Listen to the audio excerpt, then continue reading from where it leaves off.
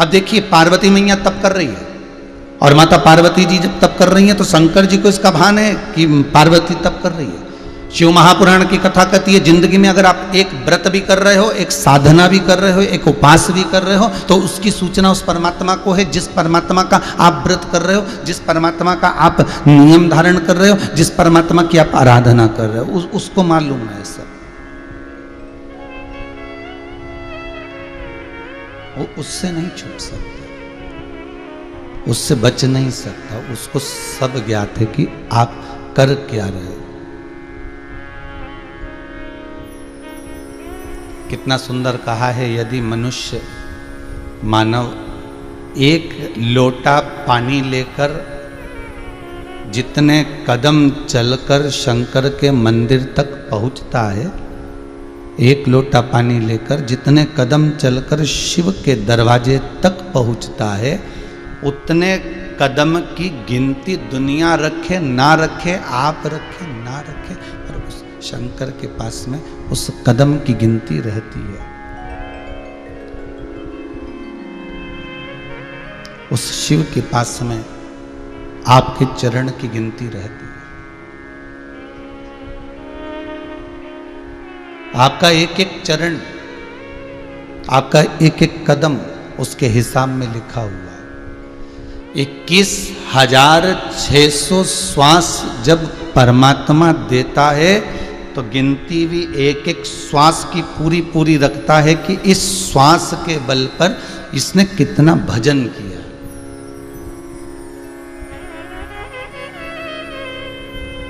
इसने कितना स्मरण किया। जिस आसन पर बैठकर हम भजन करते हैं ना, जिस आसन पर बैठकर हम भगवान की पूजन करते हैं, आराधना करते हैं, नाम जाप करते हैं, मंत्र जाप करते हैं, स्मरण करते हैं, जिस आसन पर बैठकर हम भगवत चर्चा करते हैं, जिस आसन पर बैठकर हम भगवान का स्मरण करते हैं, उसमें जितने रेशे होते हैं महाराज, जितने रेशे होते हैं। क्यों कहा जाता है कि कुशा के आसन पर बैठकर करो, क्यों कहा जाता है कि कम्बल पर बैठकर करो, क्यों कहा जाता है कि आसन लगाकर भगवान का पूजन करो, क्यों कहा जाता है कि एक आसन बिछाकर आप परमात्मा का मंत्र जाप करिए, एक आसन बिछाकर भगवान का स्मरण करिए, एक आसन बिछाकर भगवत चरणारविंद का रस तत्व ग्रहण करिए। क्यों कहा जाता है, किस लिए?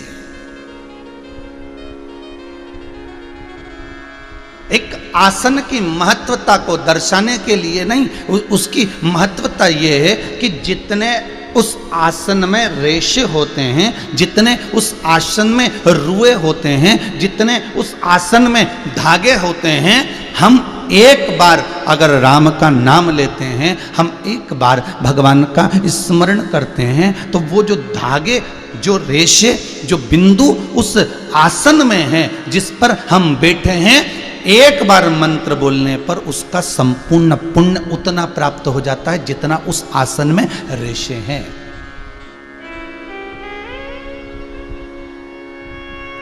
जितने उस आसन में, जितने उस धागे उस आसन में होते हैं, जितनी कुशा, जितना डाब, जितने बिंदु उस आसन में होते हैं, उतना फल हमें प्राप्त हो जाता है, उतना फल। आप जितने लोग आस्था चैनल पर कथा सुन रहे हो, जितने फेसबुक यूट्यूब पर कथा सुन रहे हो, मोबाइल पर कथा सुन रहे हो, आप लोग अपने घर में जब पूजन करते होगे, आप जितना स्मरण करते होगे तो एक आसन बिछाते होगे। अब एक बहुत अच्छी तरह से समझ लेना, तुम्हारे घर के मंदिर में देवी जी की मूर्ति भी है, तुम्हारे घर के मंदिर में शंकर जी की प्रतिमा भी है, स्वरूप भी, शिवलिंग भी है, तुम्हारे घर के मंदिर में गणेश जी भी है, तुम्हारे घर के मंदिर में शंख देव भी रखे हैं, तुम्हारे घर के मंदिर में घंटाल भी रखा हुआ है, गरुण घंटाल, तुम्हारे घर के मंदिर में गणेश जी भी बैठे हैं, तुम्हारे घर के मंदिर में देवता भी बैठे हैं, तुम्हारे घर के मंदिर में कुल देवी भी बैठी है। इतने बड़े मंदिर में और भी देवी देवता हो सकते हैं, उनका नाम हमें ध्यान में नहीं होगा। बद्रीनाथ गए होगे तो बद्री विशाल, केदार गए हो तो केदारनाथ, तो उज्जैनी गए होगे तो महाकाल, काशी गए होगे तो विश्वनाथ, शिरडी गए होगे तो बाबा, तो जितने भी होंगे आपके यहाँ बहुत सारे देवी देवता विराजमान होंगे, ये पक्का। जितने कथा सुन रहे हो, ऐसा किसी का घर नहीं जिसके घर में भगवान नहीं, सबके घर में। जो नहीं सुन रहे उनके यहाँ भी है। एक आले में, एक मंदिर में बहुत सारे भगवान रखे हुए हैं। अब आप ध्यान दीजिएगा जरा, आप आरती उतार रहे हो भगवान नारायण की, आप आरती उतार रहे हो लक्ष्मी जी की, आप आरती उतार रहे हो बद्रीनारायण की, आप आरती उतार रहे हो श्री गणेश जी महाराज की। जय गणेश जय गणेश जय गणेश देवा, माता जा की पार्वती पिता महादेवा। या आपने आरती उतारी जय जगदीश हरे, या आपने आरती उतारी जय शिवा ओमकार। अब आरती केवल आप शंकर की गा रहे हो, आरती केवल आप भगवान विष्णु की गा रहे हो, आरती केवल आप भगवान आदि आदि गणेश जी महाराज, देवी देवता, जिसकी भी आप आरती गा रहे हो, जिसका भी आप भजन कर रहे हो, आरती आप केवल एक देवता की गा रहे हो। पर आप आरती सारे देवता कितने सारे बैठे हैं, तो गणेश जी के बाद क्या तुम देवी जी की आरती गाओगे? जितने लोग आस्था पे सुन रहे हो सही बताना, गणेश जी के बाद देवी जी की गाओगे, देवी जी के बाद शनि महाराज की गाओगे, शनि महाराज के बाद गुरु महाराज की गाओगे, गुरु महाराज के बाद में शंकर जी की गाओगे, शंकर जी के बाद में लक्ष्मी जी की गाओगे। जितने देवता तुम्हारे मंदिर के अंदर बैठे हैं, क्या सारे देवी देवता की आप आरती गाओगे क्या? नहीं, आरती एक गा रहे हो, आरती एक बार। और इतने दिए भी नहीं लगाओगे कि गणेश जी के लिए अलग दिया लगाया, शनि महाराज के लिए अलग लगाया, राहु के लिए अलग लगाया, शंकर जी के लिए अलग लगाया, कुल देवी का दिया अलग, कुल देवता का दिया अलग। ये नहीं है, दिया एक लगा है, आरती एक बोली जा रही है। फिर सारे देवताओं को ये आरती स्वीकृत कैसे होगी? सारे देवताओं की आरती का पुण्य हमें कैसे मिलेगा? तो शिव महापुराण की कथा कहती है, स्कंद पुराण कहती है, पद्म पुराण कहती है कि जिस आसन पर बैठकर हम आरती करते हैं और वो जिस तरह से गुथा हुआ होता है, उसमें जितने धागे लगे होते हैं, उतने ही देवताओं की आरती का पुण्य हमारे खाते में पहुंच जाता है। हमें अलग से किसी देवता की और आरती उतारने की जरूरत नहीं पड़ती कि गणेश जी की हम अलग से उतारेंगे, कुल देवता की अलग से उतारेंगे, उन देवता की अलग से उतारेंगे, उन देवी की अलग से उतारेंगे। नहीं नहीं, आरती एक है, मंत्र एक है, स्मरण एक है, नाम जाप एक है, पर आसन पर बैठकर सबकी प्राप्ति हमें होगी।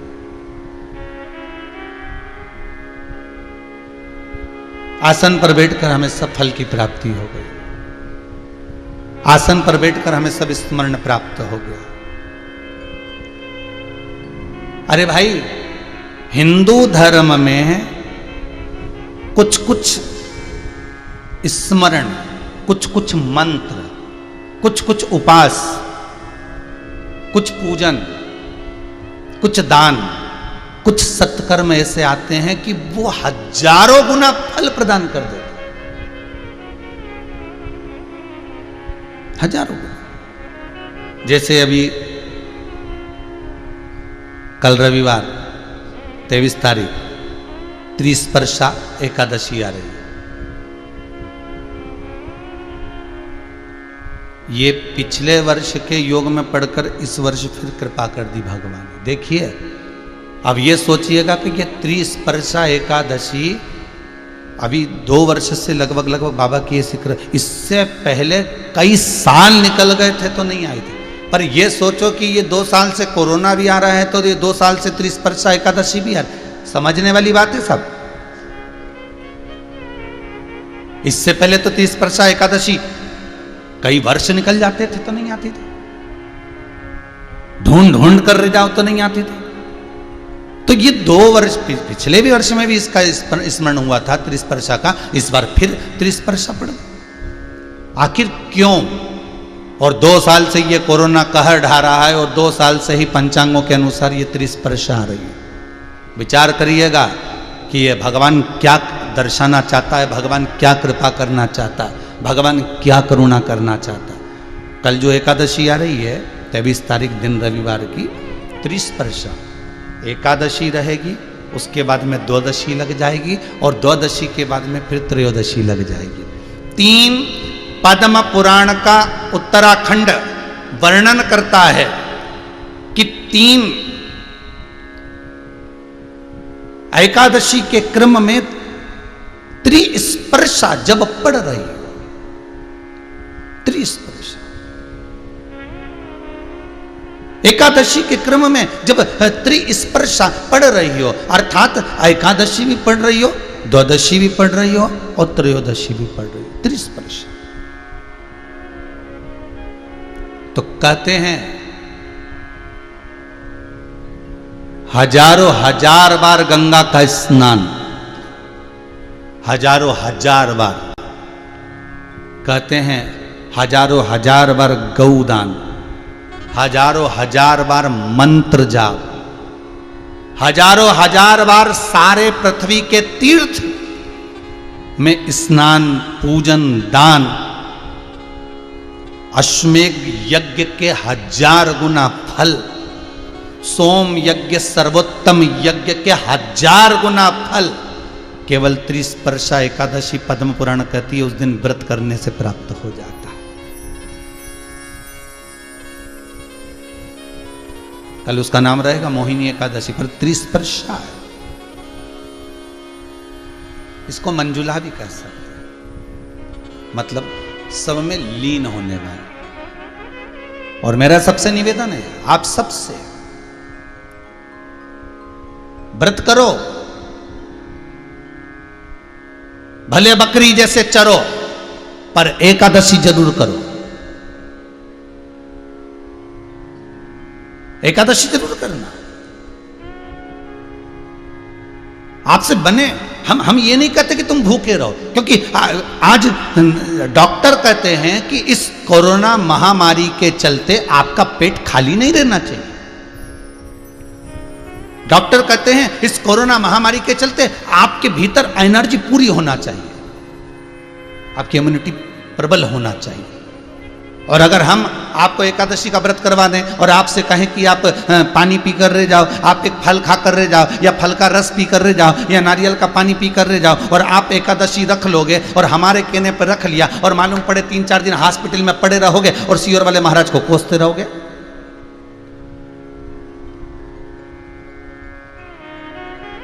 अरे भाई, शिव महापुराण की कथा करते हैं, जजमान हमसे पूछते हैं, कई जजमान पूछते हैं, वो तो भले हैं सोमानी जी जिन्होंने एक बार भी नहीं पूछा है, तो कई जजमान हमसे पूछते हैं कि हम व्रत करेंगे कि ना करें, हम करें कि ना करें। सोमानी जी ऐसे निकले, इनसे हमें पूछना पड़ा।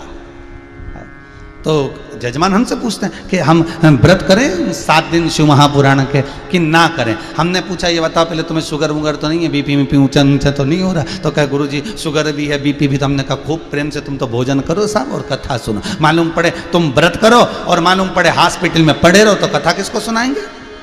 इसलिए तुम तो खूब शिव महापुराण की कथा कर रही है, पद्म पुराण कर रही है कि त्रिस्पर्शा एकादशी में अगर घर के बच्चे भी हैं, घर के बुजुर्ग भी हैं, घर के बड़े भी हैं, और हो सकता है अगर उनसे बन जाए, तो हम ये नहीं कहते कि तुम जल पर रहना, हम ये नहीं कहते कि तुम नारियल पानी पर रहना। हाँ, डॉक्टर कहते हैं अभी आपको आपकी एनर्जी प्रबल चाहिए, अगर भूखे रखेंगे तो हो सकता है कोई तकलीफ हो। इसलिए खूब प्रेम से आप तो बकरी जैसे चरो, पर एकादशी करो और त्रिस्पर्शा को छोड़ना। महाराज, ये वो एकादशी है जिसमें हमने दान करा, पुण्य करा, सत्कर्म करा, भजन करा, मंत्र जाप करा, नाम जाप करा, नाम स्मरण करा, नाम कीर्तन करा, नाम भगवान की भक्ति में जैसे जैसे हम डूबते चले जाते हैं, कहते हैं इसका फल हजारों लाखों गुना हमें अपने आप प्राप्त हो जाता, अपने आप। ये त्रिस्पर्शा है।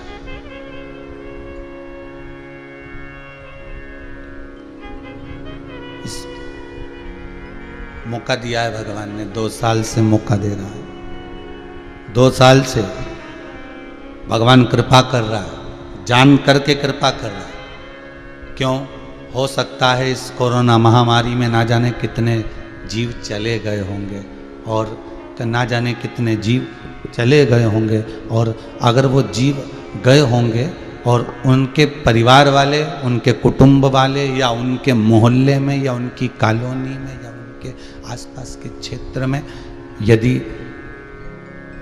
नजदीक के क्षेत्र में भी कोई इस त्रिस्पर्शा एकादशी का व्रत कर लेगा, तो हो सकता है वो जीवात्मा तर जाए। फिर उसकी, क्योंकि अभी जितने भी आप सबने देखा होगा, जितने भी अंतिम संस्कार हुए हैं इस कोरोना महामारी के चलते, ना तो उनका पिंड हुआ, ना उनका सही तरह से तर्पण हुआ, ना उनका सही तरह से तिलांजलि हुई।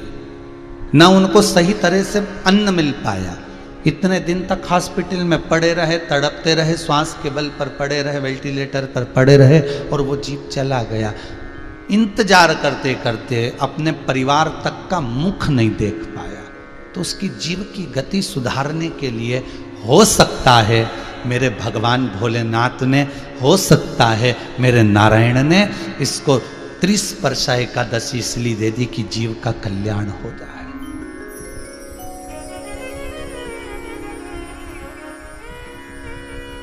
करो,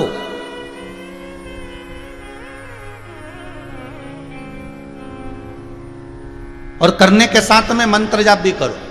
और आपसे निवेदन है, अगर जो व्रत नहीं कर सकते, जो स्मरण नहीं कर सकते, व्रत नहीं कर सकते एकादशी का, मान लो होते हैं ऐसे लोग जिनके नहीं बन पाता, साहब शरीर से नहीं हो रहा, तो मत करो। तो एक काम करो, आप भजन तो कर सकते हो, भजन भी नहीं कर सकते तो मंत्र जाप तो कर सकते हो, और मंत्र जाप भी नहीं कर सकते तो एक काम करो कि 3 घंटा 2 बजे से 5 बजे तक बैठकर शिव महापुराण की कथा सुन तो सकते हो, इतना भी कर लेना तो भी फल। तो कथा जो चल रही है वो आसन पर चल रही है। जिस आसन पर बैठकर हम भगवान की भक्ति को धारण करें, जिस आसन को हम बैठकर भगवान का नाम लेते हैं, घर के मंदिर में ढेर सारे देवी देवता होते हैं, बहुत सारे देवता होते हैं। ऐसा नहीं है, हम मना नहीं करते कि आप क्या देवता मत रखो, आपकी मर्जी पड़े जिस देवता को रखो, आपकी जिससे अच्छी पटे उसको पटा लो, हमारा कोई दिक्कत वाली बात नहीं। आप राम जी से स्नेह करते हो, राम जी को भी रखो, आप कृष्ण से स्नेह करते हो, कृष्ण को भी रखो, आप शिव से स्नेह करते हो, शिव को भी रखो, आप भवानी से स्नेह करते हो, भवानी का स्वरूप आप मंदिर में रखो, मना नहीं है, हमारे किसी के लिए हम मना नहीं कर सकते।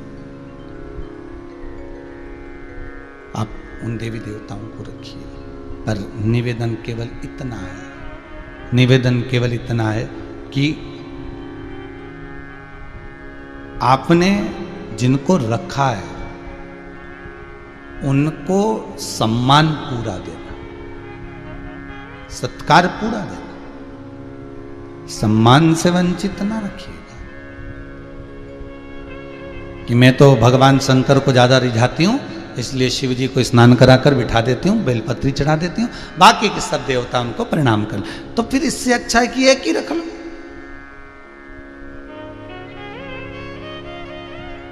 मैं ठाकुर जी से ज्यादा लाड लड़ाती हूँ, मैं ठाकुर जी का भजन ज्यादा करती हूँ, बाकी के देवताओं को मैं नमन करती हूँ, तो फिर ठाकुर जी को रख लो।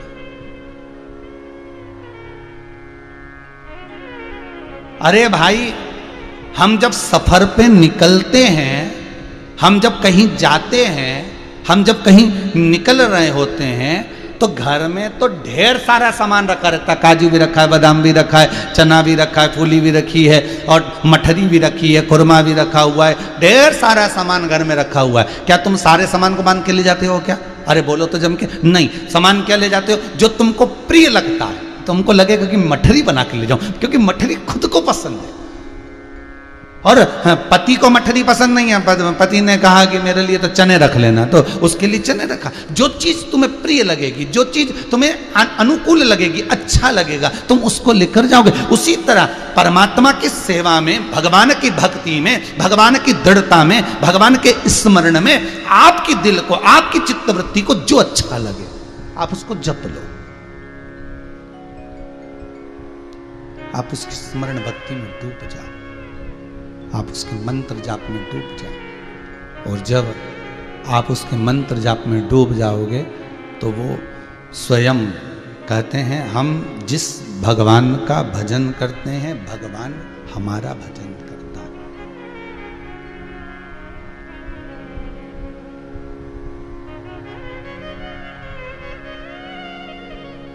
हम जिसका स्मरण करते हैं वो हमारा स्मरण करता है। पहले के समय में महाराज शास्त्र कहता है कि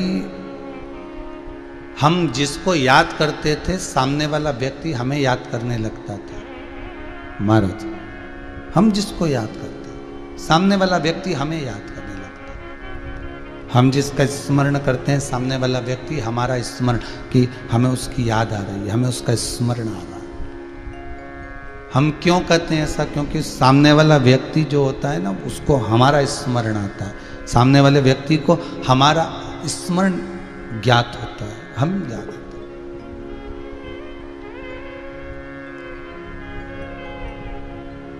नैन लड़े त्रिपुरारी से मैं उनकी हो गई,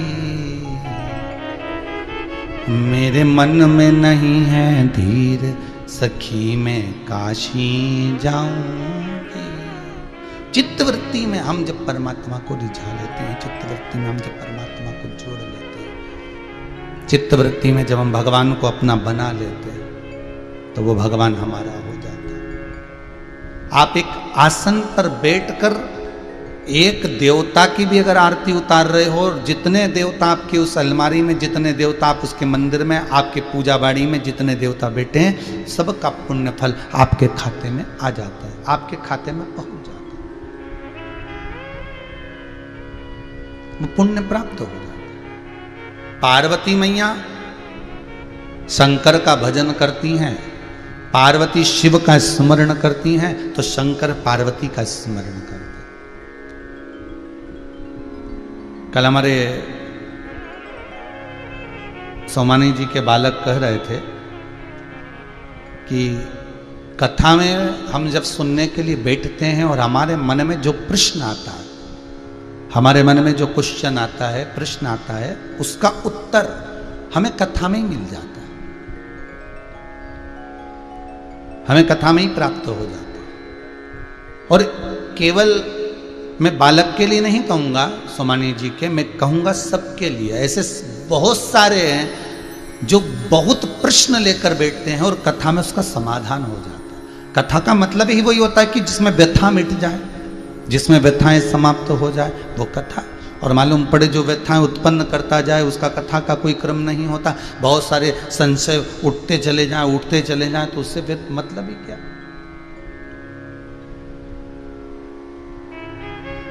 महाराज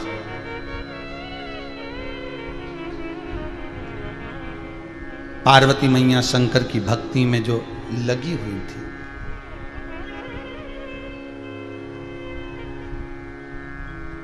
वो भक्ति इतनी प्रबल थी कि शिव पार्वती को पाने के, आपके व्रत में इतनी प्रबलता होना चाहिए कि भगवान आपको पाने के लिए भी तरसे।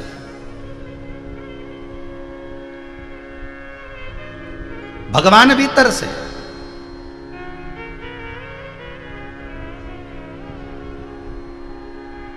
कभी कभी किसी मंदिर में जो भगवान का प्रिय भगत होता है ना, जो भगवान का लाड़ लड़ाने वाला होता है, प्रिय होता है, और वो मंदिर में नहीं आया एक आध दिन, तो भगवान का जब श्रृंगार होता है ना, तो वो अपने आप गिरने लगता है। और ये केवल भगवान के मंदिर में नहीं, आपके यहाँ भी होगा। आप अगर भगवान का श्रृंगार कर रहे हो, बार बार मुकुट नीचे गिर रहा है, कहीं हार नीचे गिर रहा है, कहीं भगवान की बंसी नीचे गिर रही है, फिर पहनाओगे फिर गिरेगा, तो मन में आएगा आखिर बात क्या है। तो भगवान क्यों चाहते हैं? तो भगवान चाहते हैं कि वो रोज आता था, आज आया क्यों नहीं? वो रोज मुझसे मिलने आता था, उसका रोज दीदार होता था, मुझसे रोज दर्शन होता था, फिर आज आया क्यों नहीं है? वो यहां पहुंचा क्यों नहीं?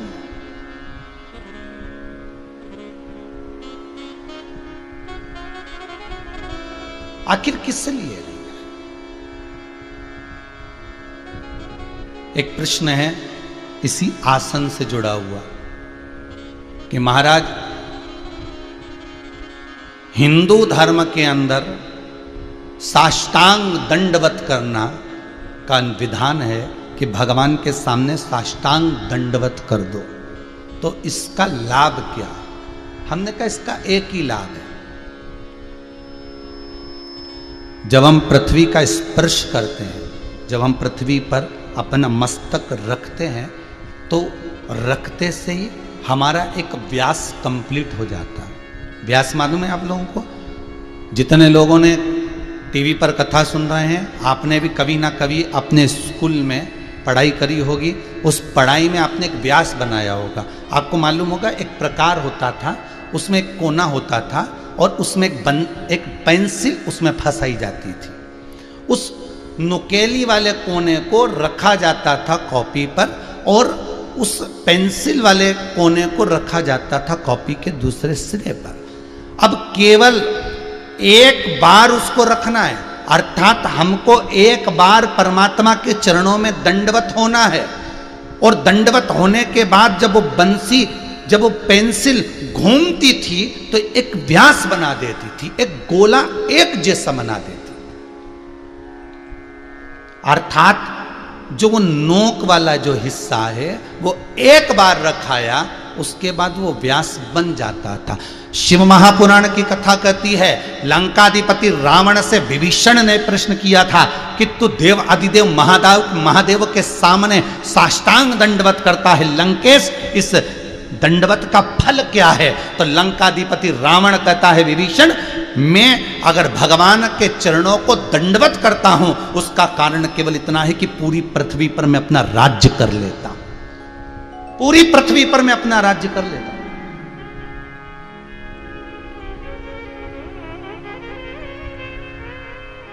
केवल एक दंडवत का फल इतना है।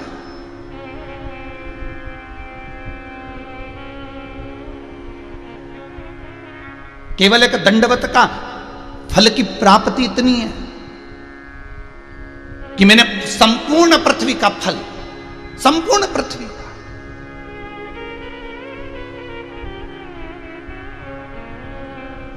जैसे बीले के फल का रस शंकर को चढ़ा देने पर संपूर्ण पाप मनुष्य के छिन्न हो जाते हैं। अब दुनिया के लोगों ने वो बीले का रस तो हटा दिया और उसकी जगह लोग कहते हैं ईख का रस, गन्ने के रस का अभिषेक करवा। हमने कई लोगों से सुना, हमारे वो सेठ जी है ना, गन्ने के रस का अभिषेक कर रहा, 25 किलो गन्ने का रस बुलवाया है अभिषेक करने के लिए, 50 किलो गन्ने का रस बुलवाया। अरे शिव महापुराण की कथा में नहीं वर्णन, शिव महापुराण की कथा में वर्णन है, स्कंद पुराण में वर्णन है, लिंग पुराण में वर्णन है, नर्मदा पुराण में वर्णन है कि जो बेलपत्री का फल होता है उस फल का गुर्दा पानी के कलश में डाल दो और वो जल अगर समर्पित कर दिया तो ही पाप छिन्न हो जाते, रस ना भी मिले तो चले।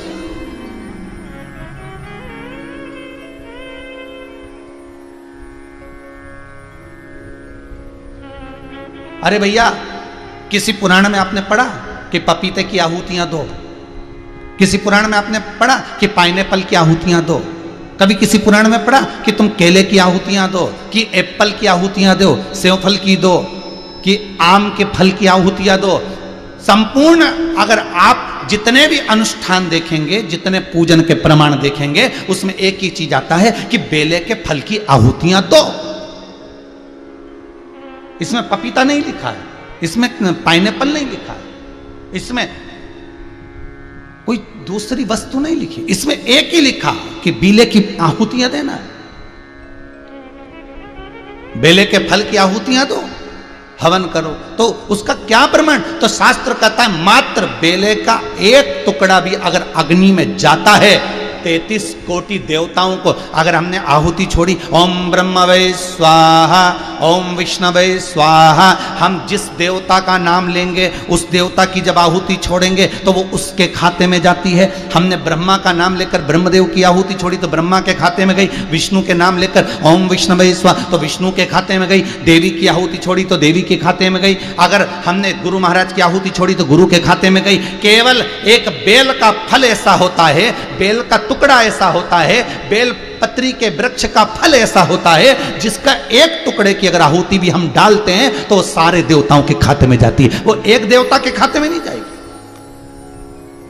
अगर एक बेलपत्री के टुकड़े की आहुति डाली तो 64 योगनियां सारी योगनियों के हिस्से में जाएगी, सारी देवियों के हिस्से में जाएगी, सारे देवताओं के हिस्से में जाएगी, वो किसी एक देवता की नहीं रहती, वो संपूर्ण में बट गई है, संपूर्ण।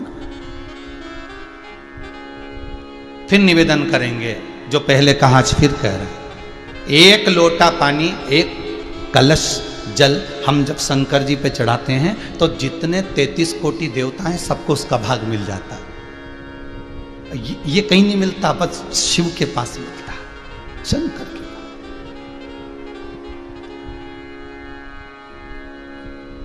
पास। वो कहीं मिल नहीं सकता, बस मिलेगा तो वही। तो ये जो व्यास है, कई लोग कहते हैं बताओ, दंडवत करके ढोंग कर रहे हैं? ढोंग नहीं कर रहे हैं, संपूर्ण ब्रह्मांड को अपना कर रहे हैं। अब लोगों को शर्म आने लगी है दंडवत करने में। कपड़ा देखना पड़ता है, गंदा तो नहीं हो जाएगा। और नरक कपड़न से डरत है और नरक पड़न से नहीं।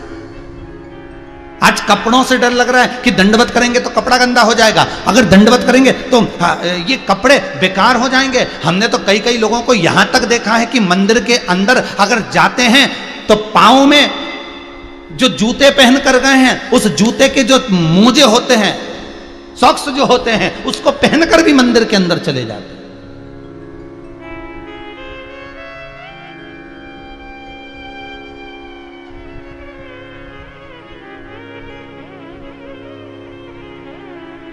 वो पांव में मोजा पहनकर मंदिर के अंदर। अब बताओ, ईमानदारी से बोलो, तुमने जूता बाहर उतारा, वो जूते का संग पकड़ा कि नहीं पकड़ा उस मोजे ने, उस सॉक्स ने? तो उसको पहनकर तुम मंदिर के अंदर कैसे प्रवेश कर गए? उसको पहनकर तुम मंदिर में कैसे प्रवेश कर गए? पर एक चीज हमको देखने को मिलती है हमारे गोवर्धन नाथ जी के चरणों में, श्री गिरिराज महाराज के चरणों में।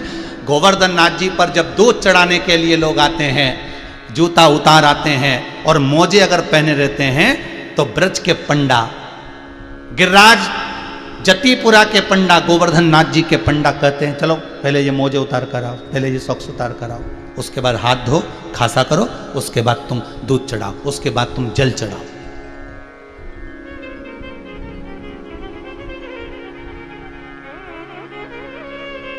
वो संग तो वही है। करो दंडवत यहां से वहां तक, करो दंडवत। कई लोगों को देखा और कई कई हमने विद्वानों को भी देखा है कि वो भले कहे सो पाँव में मालूम पड़े मोजा पहन ले, फिर व्यासपीठ पर बैठे कथा सुनाए तो वो श्रेष्ठता। कईयों को हमने देखा, वो श्रेष्ठता।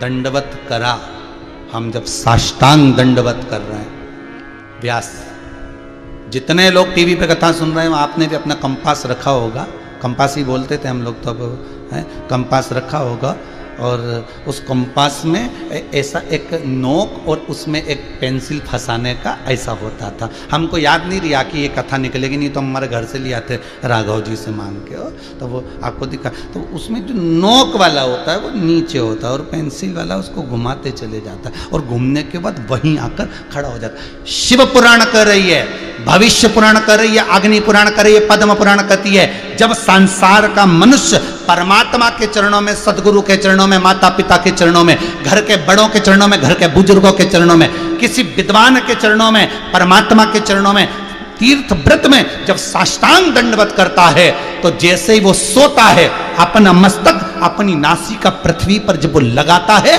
लगाते से उसका व्यास बन जाता है, अर्थात उसकी रक्षा का प्रमाण भगवान के पास पहुंच जाता है कि इसने जितनी जगह घेरी है, इसके संपूर्ण शरीर की रक्षा करना मेरा काम है। वो व्यास बन गया।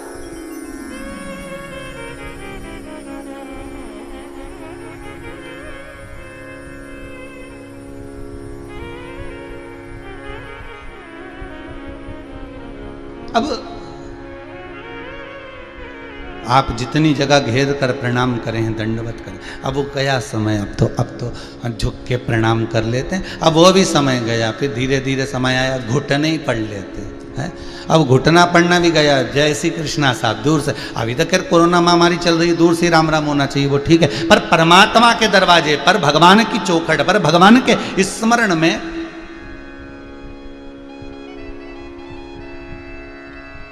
ये जो हाथ मिलाने का जो क्रम हुआ है ना आज के ज़माने में, ये बीमारी जो हो रही हाथ मिलाना, ये हाथ मिलाना हमारे हिंदू धर्म का प्रमाणित नहीं है।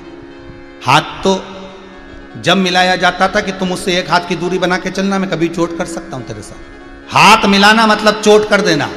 जब जब दो संधि मिलते थे, जब जब दो दोस्त मिलते थे, जब जब दो मित्र मिलते थे, जब जब परमात्मा मिलता था, तो परमात्मा से मिलने के लिए लोग दंडवत करते थे, क्योंकि भगवान की मूर्ति इसको गले तो लगा नहीं सकते, तो दंडवत करते थे कि मैंने तुम्हें आलिंगन कर लिया। मित्र मिलते थे तो आलिंगन कर लिया, संबंधी मिलते थे तो आलिंगन हो गए। हमारे दंडवत करने में हमारा अभ्यास है, हमारे दंडवत करने में हमारी रक्षा है, सुरक्षा है, स्मरण।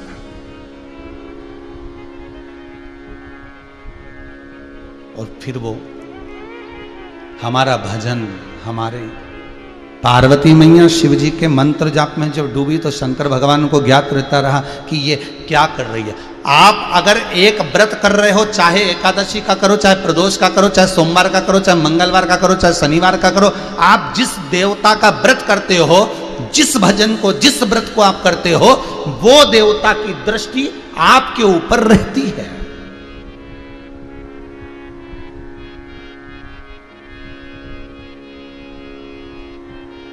वो देवता की दृष्टि रहती है।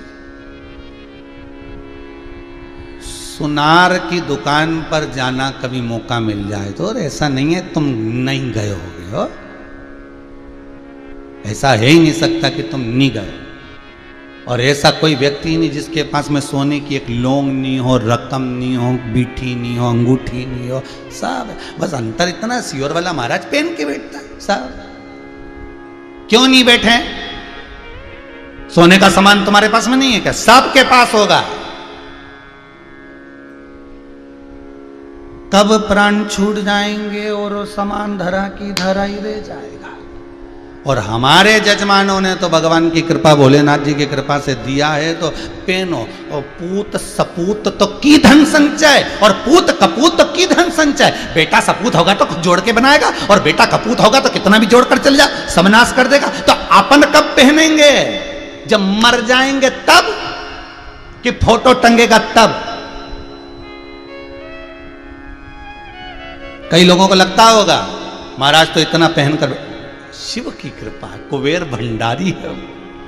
कुबेर भंडारी जब वो चोर को कुबेर बना देता है और सिंहासन पर बिठा देता है तो अपन क्या, बस तुम तो जपते जाओ, जितना जपोगे, जितना भजोगे, उतनी कृपा शिव करता चले जाए। आप तो जपो, भजो, आप व्रत करोगे उसके ध्यान में। सुनार की दुकान पर जाकर देखना, सुनार आपको मंगलसूत्र दिखाएगा, सुनार आपको अंगूठी दिखाएगा, सुनार आपको सामान दिखाएगा। अब आप सोचो कि सुनार अपने काम में लग गया, सुनार अपने काम में लग गया, तो तुम एक मंगलसूत्र क्या जेब में डाल सकते हो? क्या तुम तुम्हारे पर्स में डाल सकते हो अंगूठी? नहीं। सुनार तुमको जो दिखा रहा है उसकी दृष्टि तुम्हारे ऊपर ही है, तुम्हारे ऊपर। भले तुमने उसका रख रखा है, देख रहे हो, परख रहे हो। उसी तरह जैसे सुनार कोई सोने की सामग्री देता है तो दृष्टि पूरी रखता है, काम करता रहेगा पर दृष्टि उतनी रहेगी। गिन के दिया है आइटम तो गिन के वापस लेता है। उसी तरह उसने, अगर आपने एक व्रत करा, एक उपवास करा, और उसका एक उपास तुमने उठाया, मतलब सुनार की दुकान पे से एक मंगलसूत्र उठाया, एक अंगूठी उठाई, और तुम उसको देख रहे हो। एक व्रत यदि आपने करा तो उस परमात्मा को भान रहता है कि इसने व्रत उठाया है, इसने एकादशी करी है, इसने सोमवार का व्रत करा, इसने मंगलवार का व्रत करा, इसने शनिवार का व्रत करा। उस परमात्मा को ज्ञात है कि ये कर रहा है, उसके खाते में लिखा है। बस निवेदन है कि वो सोने की अंगूठी देखो, अच्छे से देखो, ले भी लो, मना नहीं है, पर चुपचाप से जेब में मत डाल लेना। जेब में डाला तो फिर जो होगा वो तुम सबको मालूम, फिर तो कमरा में ले जाकर कूटे। वो कोई तो यहाँ भी यही है, बस तुम व्रत करो, खूब करो, साधना करो, खूब करो, पर अंगूठी को बैग में मत डालना। उसी तरह व्रत वाले दिन तुम्हारे मुंह से असत्य नहीं निकलना चाहिए। जिस दिन तुम्हारा व्रत रहे उस दिन तुम्हारे मुंह से गलत बात नहीं निकलना चाहिए। जिस दिन तुम्हारा व्रत रहे उस दिन तुम्हारे मुंह से झूठ नहीं निकलना चाहिए। जिस दिन तुम्हारा व्रत हो उस दिन तुम्हारे मुंह से गाली नहीं निकलना चाहिए। जिस दिन तुम्हारा व्रत हो उस दिन तुम्हारे मुख से अपशब्द ना निकले, तुम्हारे हाथ से कोई गलत काम ना हो जाए। नहीं तो कमरे में ले जाके दोचता है, कूटता है। नीचे सुनार की दुकान में से अगर निपटा लिया तो यहाँ सुनार के 2-4 आदमी ऐसे रहते कमरे में ले जाके कूटते। ऊपर तुमने एकादशी का व्रत करा, सोमवार का व्रत करा, शनिवार का व्रत करा, मंगलवार का व्रत करा और कपट कर दिया, छल कर दी, बेईमानी कर दी, प्रपंच कर दी, तो ऊपर भी कहा इसने व्रत करा था, अंगूठी चुराई थी, ले जा कमरे में। वो कमरे में ले जाके ऐसा 94 नरकों में कमरे में ऐसा पटक पटक के मारे। तो क्या हमको क्यों मार रहा? तो कि तूने व्रत करा था और व्रत में तू झूठ बोला था, तूने कपट करा था, तूने बेईमानी करी थी, तूने प्रपंच करा था, तूने छल करा था। बस वही हिसाब पूरा हो रहा है। करो, अंगूठी ले लो, मंगलसूत्र ले लो, देखो, पर लेना हो तो ले, नहीं लेना तो बात दूसरी, पर करो तो नियम से करो। व्रत करना है, आपको मना नहीं है। आप लोग, कई माताएं कहती हैं हम तो पशुपति व्रत करेंगे, कोई के हम सोमवार का व्रत करेंगे, कोई के हम संकट सोमवार करेंगे। पड़ोसन को देख देख के संकट सोमवार का व्रत रख लिया और मालूम पड़े ऐसा व्रत रखा कि 2 घंटे से तो हॉस्पिटल में पड़ी और क्या क्या अब मेरा संकट सोमवार का व्रत कैसे करूं? डॉक्टर बोल रहा बाद में कर लेना। फिर अगला व्रत आया तो बीपी ऊंचा नीचा हो गया, टेंशन में हो गया, मैं खाऊंगी नहीं, टेंशन हो गया। व्रत करो, मना नहीं है, पर तुमसे सधे वैसा करना, तुमसे सधे वैसा कर।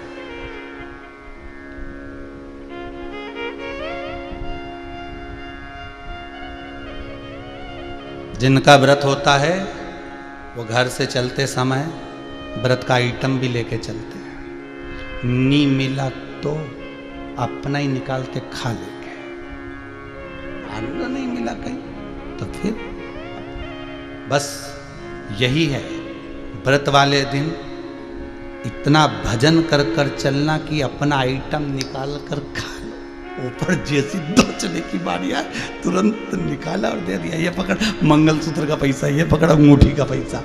मारना मारना मत, ये अंगूठी का पैसा ले ले, रख लिया ना पर्स में, कोई बात नहीं, ये अंगूठी का पैसा पकड़ो, ये मंगलसूत्र का पैसा पकड़ो। तो था तो पहले क्यों नहीं दिया? तो कि मैं तो विचार, तो ऊपर भी जाओ और वो कहे कि तूने झूठ बोला था, कपट करा था, बेईमानी करी थी, प्रपंच करा था, तो तुरंत कह देना, पल्लू में से खोल के दे देना, शिव महापुराण सुनी थी आधा घंटा के, ये ले छोड़, मेरे को जान दे, और शिव महापुराण का पुण्य दे देना, छोड़ देगा। फिर तो सुनार कहेगा हाँ ये ठीक है, चलो निकलो, कोई बात नहीं, और बोलो क्या दूं? फिर तो पूछेगा, शिव पुराण का जैसे पुण्य दिया तो पूछा जाएगा, फिर और क्या दिया जाए साहब, बोलिए क्या बात है, बोलो।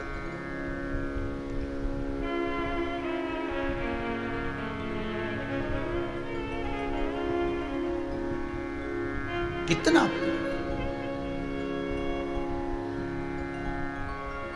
अच्छा, किराने वाला किराना बेचता है, कपड़े वाला कपड़ा बेचता है, ठीक है, और लकड़ी वाला लकड़ी बेचता है, लोहे वाला लोहा बेचता है, पर सबसे सुंदर दुकान तो सोने चांदी वाले की होती है। तुम देखना, इतनी सुंदर सजा धजा के रखेगा, एकदम पुतला पुतली टांग टुंगा के, इतना बढ़िया। और कोई दुकान वाला तुमको चाय नहीं पिलाएगा, पर वो जरूर पिलाएगा। कभी विचार करना, वो पिलाएगा। उसी तरह वो परमात्मा है, वो सब कुछ व्यवस्था रखता है। मंत्र जपोगे, भजन करोगे, कीर्तन करोगे, स्मरण करोगे, नाम जाप करोगे, तो वो कह देता है मेरे पास में बहुत तरह तरह के आइटम हैं, 94 तरह का नरक और ये बैकुंठ है, ये गौलोक धाम है, ये कैलाश पर्वत है, ये ब्रह्मलोक है, ये देवलोक है। तुम जितना भजन करा है, जिस वैरायटी का आइटम चाहिए माल देना पड़ेगा। तुमने कहा मैंने शिव महापुराण की कथा सुनी है, तो कह देगा जाओ इनको जरा हीरे की अंगूठी दिखाओ, कैलाश पर्वत छोड़ के आओ। अगर तुमने कहा कि मेरे पास में इतना रुपया है, मैंने भगवान विष्णु का भजन करा, तो कहेगा इसको बैकुंठ छोड़ के आओ, ले जाओ इसको जरा बढ़िया गोल्डन रूम दीजिए। तो ये आपके ऊपर है कि आपको चाहिए क्या, आपको क्या चाहिए, ये आपके ऊपर। एक कथा पहले सुनाई है, वही कथा का प्रमाण फिर लेते हैं। एक पंडित जी कथा करते थे, बड़ी सुंदर कथा बाजते बाजते पंडित जी मर गए, बैकुंठ गए। बैकुंठ का दरवाजा बंद था। चित्रगुप्त महाराज से पूछा, महाराज जी दरवाजा कब खुलेगा? तो कल सुबह खुलेगा 9 बजे।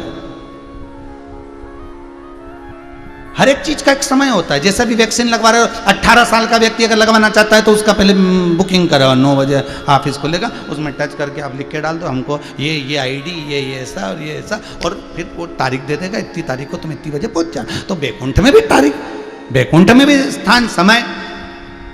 पंडित जी तो अब मरने वाले तो कभी भी मर जाए, परंतु उनको क्या एकदम डायरेक्ट दरवाजा खुला है कि अंदर चले जाओगे? हैं?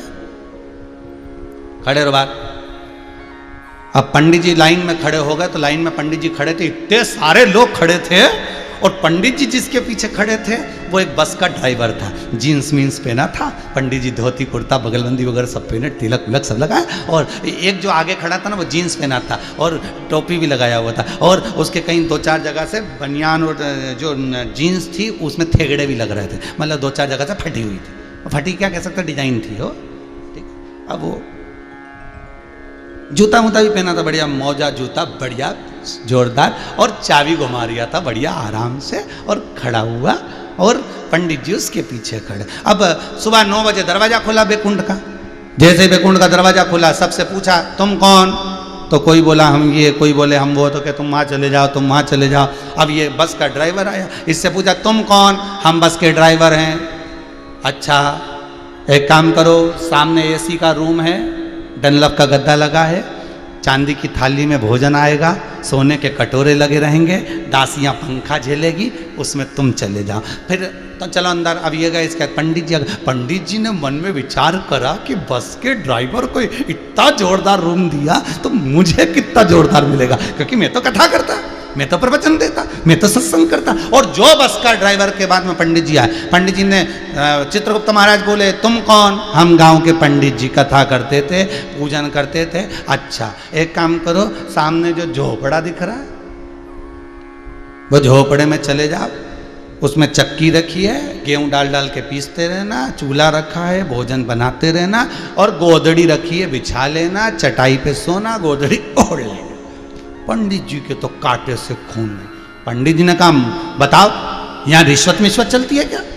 इतने में बोले चिल्ला चोट मत करो, चित्रगुप्त महाराज बोले फालतू की बात मत करो, यहाँ रिश्वत मिश्वत नहीं। तो बताओ, बस के ड्राइवर को गोल्डन रूम, एसी का रूम, और हम इतने बड़े कथाकार कथा कर करके थक गए, दुनिया भर के हमने प्रवचन दिए, भजन करा, कीर्तन करा, और हमको झोपड़ा दिया? ऐसा होता है? कहाँ है भगवान विष्णु, जरा हमको मिलवाओ। फालतू की बात नहीं, चिल्ला चोट करना मत ही, भगवान विष्णु बाद में आएंगे, दम मिलेंगे, अभी अपने रूम में जाओ। तो कि मैं तो हड़ताल करूँगा, नहीं जाऊँ, जा। चित्रगुप्त महाराज बोले देख चले जा, नहीं तो दूसरे 2-4 खड़े हैं, वो धक्का मार के छोड़ जाए। अभी भी नहीं, बस के ड्राइवर को गोल्डन रूम दिया, एसी का रूम दिया, चांदी की थाली में भोजन दिया, दासियां दी, और हमको झोपड़ा दिया, ये कैसे हुआ? भगवान चित्रगुप्त महाराज बोले ये कर्मों का खेल है, जो जैसा करेगा उसको वैसा मिलेगा। तो मैंने तो इतना भजन करा, मैंने तो इतना पुण्य करा, फिर मुझे ऐसा रूम क्यों मिला, मुझे झोपड़ा क्यों मिला? और बस के ड्राइवर ने कौन सा पुण्य करा था? चित्रगुप्त महाराज बोले ये बस का ड्राइवर है, जब जब गाड़ी चलाता था इतनी तेज चलाता था कि अंदर जितने बैठते थे सब हनुमान चालीसा पढ़ते रहते थे, सब राम राम जपते रहते थे। इसलिए ये जब मरा तो इसने इतना भजन करवा के मरा, इसलिए इसको एसी का रूम मिला। और महाराज तुम जब कथा कहते थे तो लोग दीवार से टिक टिक के सोते थे, इसलिए तुमको झोपड़ा मिला है।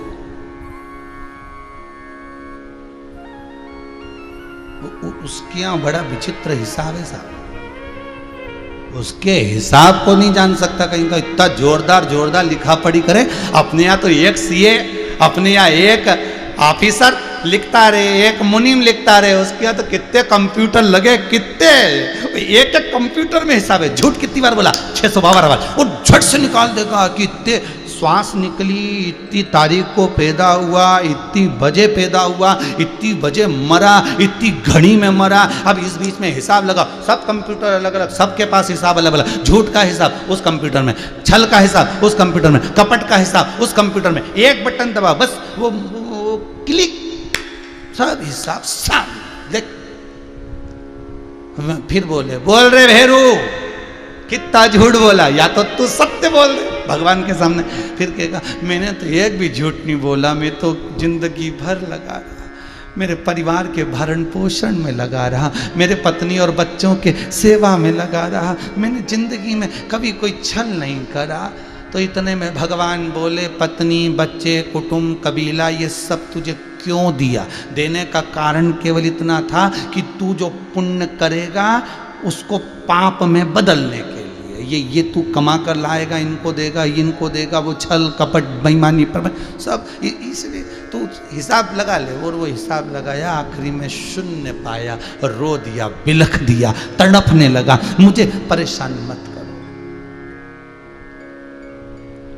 बिलख दिया, रो दिया, तड़प।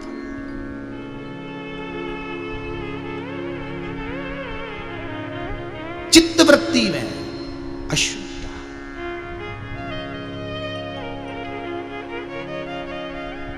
शरण में आए हैं हम तुम्हारी, दया करो है दयालु भगवन।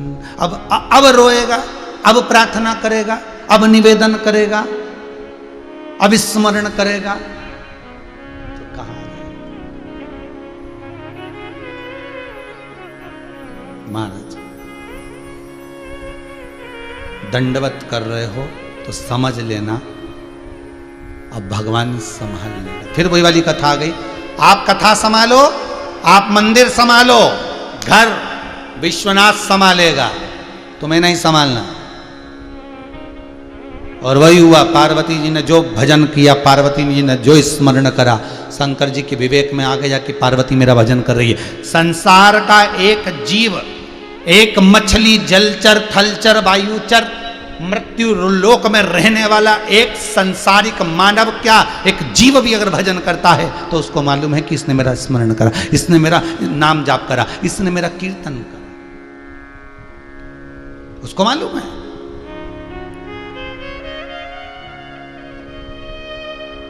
एक कथा मिलती है, एक व्यक्ति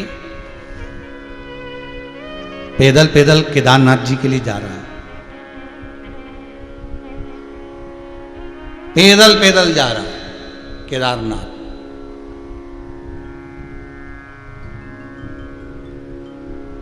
स्मरण करता जा रहा है, हर शंभो हर हर शंभो, हर शंभो हर हर शंभो। स्मरण करता करता करता करता करता केदारनाथ जैसे पूछते पूछते जानते जानते केदारनाथ पहुंच गया। पहुंचने में थोड़ी सी देर हो गई। केदारनाथ जी का आज विराम दिवस, पट बंद होना था, बाबा को सोना था, और ये पहुंच रहा है और वहां 20 मिनट पहले पट बंद हो गए। केदारनाथ जी की पालकी वापस आने लगी। पंडा जी के चरणों में, पंडित के चरणों में उस व्यक्ति ने पांव पकड़ लिए, मुझे दर्शन करा दो, बहुत दूर से आया, बहुत दूर से आया, आस और विश्वास लेकर आया हूं, मुझे दर्शन करा दीजिए। नियम नियम है और नियम होना भी चाहिए, नियम होना चाहिए। हम तो आप लोगों को पहले भी कहें, जिंदगी में एक नियम बनाकर चलो, कोई भी एक नियम बना लो कि मैं शंकर जी के मंदिर में एक दाना चावल का चढ़ाऊंगी। कोई एक नियम बना लो कि मैं एक बेलपत्री, एक शमी पत्र, या ये भी नहीं कर सकती तो शंकर जी के मंदिर में 3 बार ताली बजाऊंगी, ये भी नियम नहीं बना सकते तो ये कैसा, मैं शंकर जी के शिखर का दर्शन देखकर भोजन करूंगी, मैं शंकर की चौखट का दर्शन कर कर भोजन करूंगा। एक नियम आप अपनी जिंदगी में बना सकते हो और उस नियम को निभाना परमात्मा को पड़ेगा। आप नियम आप बनाओ, निभाएगा वो।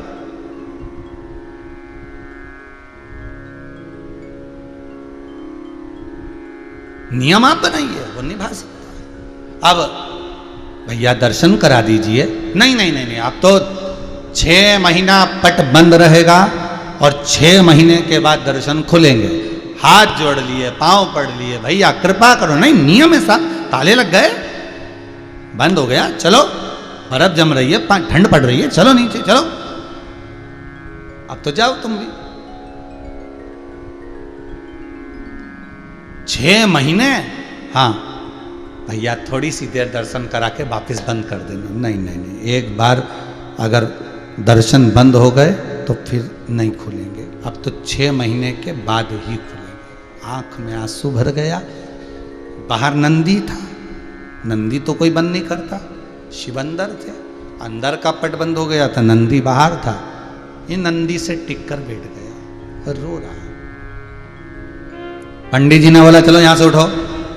थोड़े दूर गया, दूर जाकर बैठ गया। एक पत्थर से, एक शिला से टिक कर बैठ गया। पत्थर शिला से टिका, बैठ गया। ठंड लगने लगी। जो था उसके पास में वस्त्र, उसको उसने ओढ़ लिया।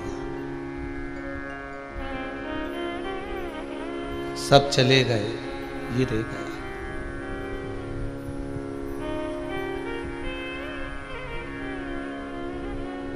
रात को और ठंड बढ़ी, आंख में से आंसू निकल रहे थे। मैं तेरे दर्शन के लिए आया और पट बंद हो गया। पैदल चलकर आया हूं, बड़ी दूर से आया, बड़ी दूर से। आप कृपा करेंगे तो दर्शन होगा। बंद पट। रात को एक कोई सन्यासी त्रिशूल लेकर, डमरू लेकर आ गया। एक सन्यासी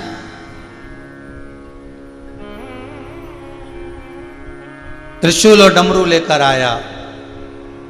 क्या बात है बच्चा, क्या हो गया? बाबा दर्शन करना थे केदारेश्वर के, मिले नहीं, पट बंद हो गए। पंडित जी कहते हैं 6 महीने बाद खुलेंगे। अच्छा भूख लग रही है? हाँ ले भोजन कर ले। बाबा ने भोजन दे दिया। तू चिंता मत कर, तुझे कल ही दर्शन होगा, अभी सो जा, मैं तुझे कल दर्शन करा दूंगा। बाबा ने अपनी कामल दी, सुला दिया। भोजन करके वो सोया। दूसरे दिन जब उठा, भोर हो गई, सूर्य का प्रकाश जगा। जागते से, उठते से, सामने से केदारेश्वर नाथ की पालकी आ रही थी वापिस।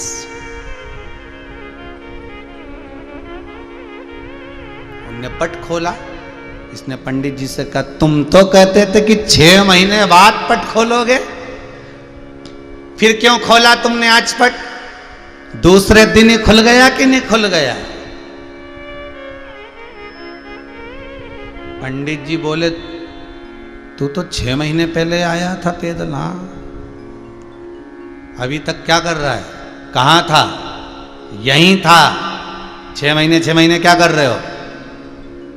ये बताओ, तुम कह रहे थे कि 6 महीने बाद पट खोलोगे, तो दूसरे दिन क्यों खोला? पंडित जी बोले भैया 6 महीने हो गए तो पट तो खुलने की तारीख आ गई तो खुल रहा है, तिथि आ गई तो खुल रहा है। 6 महीने? हाँ। तू कहां था? तो क्या मैं तो खाना खा के सो गया था, भोजन करा और सोया। रात को कोई आया था त्रिशूल लेकर, डमरू लेके, भोजन दे गया था, कम्बल उड़ा गया था और सो गया था। पंडित जी ने अंदर जाकर केदारनाथ जी पर जब घी मला, मलते मलते पंडित जी की आंख से आंसू निकल गए। निकलते निकलते कहा वारे काल अधिपति तू भी गजब करता है। उसके लिए एक रात्रि का 6 महीना कर दिया।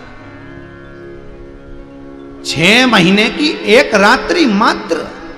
वो ऐसा सोया कि 6 महीने बाद उठा, उसके लिए 6 महीने की रात्रि कर दी। तो गजब करा है। ये घड़ी का जो समय है ना, ये सुधारने में नंबर 1 है मेरा शंकर। ये समय इतनी जल्दी सुधार देता है।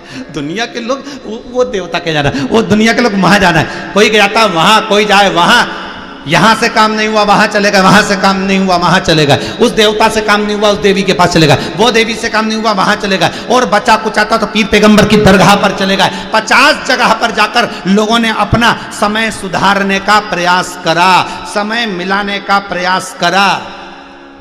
समय मिलाने के लिए पुराने लोगों की कथा उठाकर देखिए।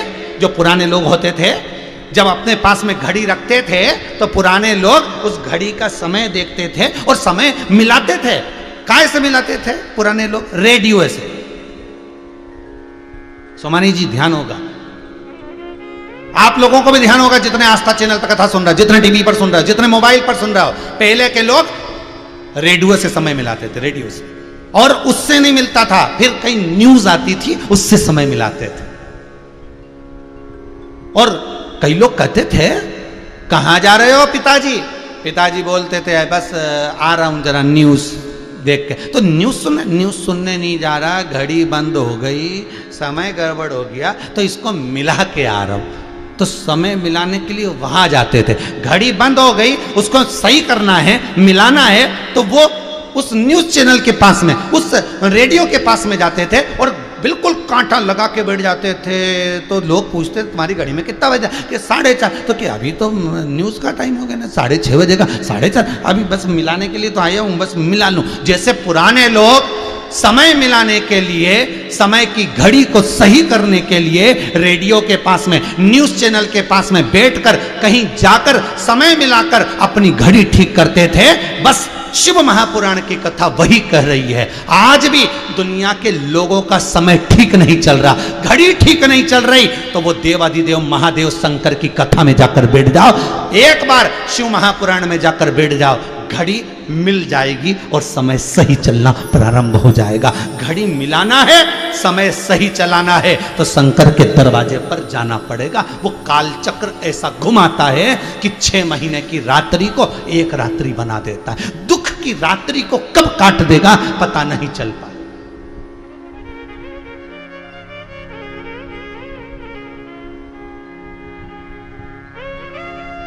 दुख की रात्रि को कब काटेगा शंकर? मेरा दयालु, मेरा करुणा सागर, मेरा भोलेनाथ दुख की रात्रि को कब काटेगा पता नहीं चलेगा। बस उसकी शरण में जाओ, शंकर का अनुमोदन करो, श्री शिवाय नमस्तुभ्यम का जाप करो, ओम नमः शिवाय जपो, चाहे महामृत्युंजय मंत्र को जपो, चाहे 1 लोटा पानी चढ़ा दो, बेलपत्री चढ़ा दो, चाहे शमी पत्र चढ़ा दो।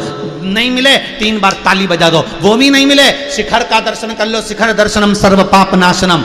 बस वो घड़ी की सुइयों को सवारने में नंबर 1 है। जितने बार बनाए सब शंकर ने बनाया। उठाओ शिव महापुराण देख लो, विद्येश्वर संहिता में लिखा है। सोमवार उसने बनाया, मंगलवार उसने बनाया, बुधवार, गुरुवार, शुक्रवार, शनिवार सब उसके बनाए हुए। घड़ी उसने बनाई, पल उसने बनाया, तिथि उसने बनाई, नक्षत्र उसने बनाया, समय उसने बनाया, जन्म देने वाला वो, मारने वाला वो, जब एक एक श्वास का हिसाब रखने वाला वो। तो घड़ी सही करना है तो उसी के पास तो जाओगे जिसकी दुकान पे सही हो सकती है। किराने की दुकान पे जाके बोल रहे जरा घड़ी सही कर दे रहे, किराने की दुकान पे जाके बोल रहे भैया